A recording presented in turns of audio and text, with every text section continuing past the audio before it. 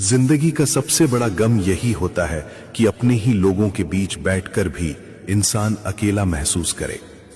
वो चेहरे जिन पर कभी यकीन था, जिनसे हंसी और अपनापन जुड़ा था, वही कभी कभी इतने अजनबी लगने लगते हैं कि दिल खुद से सवाल करने लगता है, क्या ये वही लोग हैं जिनके लिए मैंने सब कुछ किया? अकेलापन तब और गहरा लगता है जब कमरे में लोग भरे हों पर कोई आपको समझ ना पाए। बातें हों, हंसी हो, चहल पहल हो, मगर आपके अंदर की चुप्पी कोई न सुन सके।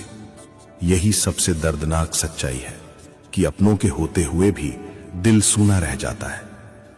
कभी सोचा है ऐसा क्यों होता है? शायद इसलिए कि रिश्ता सिर्फ पास बैठने से नहीं बनता, बल्कि दिलों के जुड़ने से बनता है। और जब दिल से जुड़ा हुआ कमजोर हो जाता है तो साथ होकर भी दूरी महसूस होती है। हम अक्सर दिखावा करते हैं कि सब ठीक है, पर भीतर एक बोझ दबा होता है जो हमें खामोश कर देता है। लोग पूछते हैं तुम चुप क्यों हो, पर असलियत यह है कि हमें डर होता है कि अगर हमने सच कहा तो कोई समझेगा भी या नहीं। अकेलापन इंसान की सबसे बड़ी परीक्षा है। वो आपको तोड़ भी सकता है और वही आपको मजबूत भी बना सकता है। यह आप पर है कि आप इसे किस तरह अपनाते हो।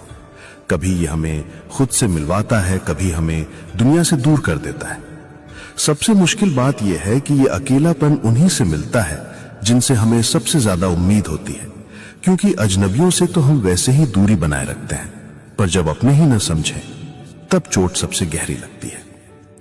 जिंदगी हमें यही सिखाती है कि हर रिश्ता हमेशा नहीं टिकता, हर जुड़ाव हमेशा कायम नहीं रहता। लोग बदलते हैं, हालात बदलते हैं और उनके साथ हमारा रिश्ता भी बदल जाता है। और जब ये बदलाव हमें अकेलेपन का तोहफा देते हैं तब हमें खुद से दोस्ती करनी पड़ती है।